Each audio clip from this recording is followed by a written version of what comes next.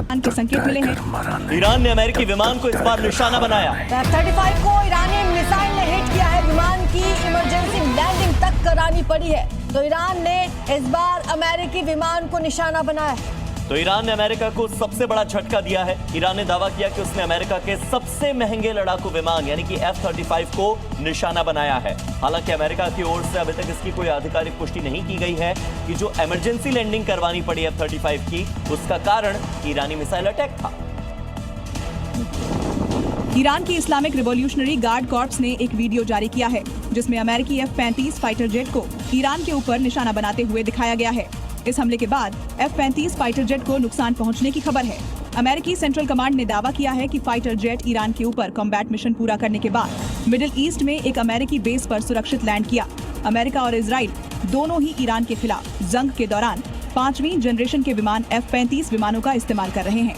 फरवरी के अंत में शुरू हुए युद्ध में ईरान की ओर से अमेरिकी विमान को निशाना बनाने का ये F-35 को दुनिया के सबसे एडवांस लड़ाकू विमानों में गिना जाता है और इसकी कीमत $100 मिलियन से अधिक होती है। इसी बीच खबर है कि इजराइल के हाइफा में अटैक हुआ है। ईरान ने यह बड़ा हमला किया है।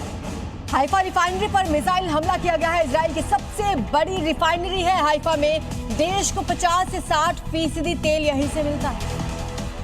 तो आपको बता दें कि ईरान की ओर से जो अटैक किया गया है वो ऊर्जा संयंत्र पर किया गया है। इजराइल को 50 से 60% तक जो ऑयल की आपूर्ति होती है वो इसी हाइफा रिफाइनरी से होती है और ईरान के मिसाइल अटैक में इसी हाइफा रिफाइनरी को टारगेट किया गया। आपको बता दें कि ये ऊर्जा संयंत्रों पर हमले की शुरुआत इजराइल ने की थी। सबसे पहले इजराइल ने खार्ग आइलैंड पर हमला किया। इसके बाद इजराइल की ओर से ही साउथ पार्स पर अटैक किया गया और इसी का बदला ईरान ले रहा है।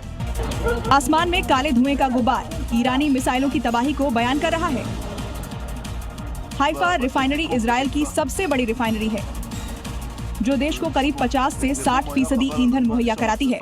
ये प्लांट हर रोज लगभग 1,97,000 बैरल तेल प्रोसेस करता है, जिसका अर्थ है कि इजराइल के परिवहन, विमानन और सैन्य ईंधन का एक बड़ा हिस्सा इसी पर निर्भर करता है।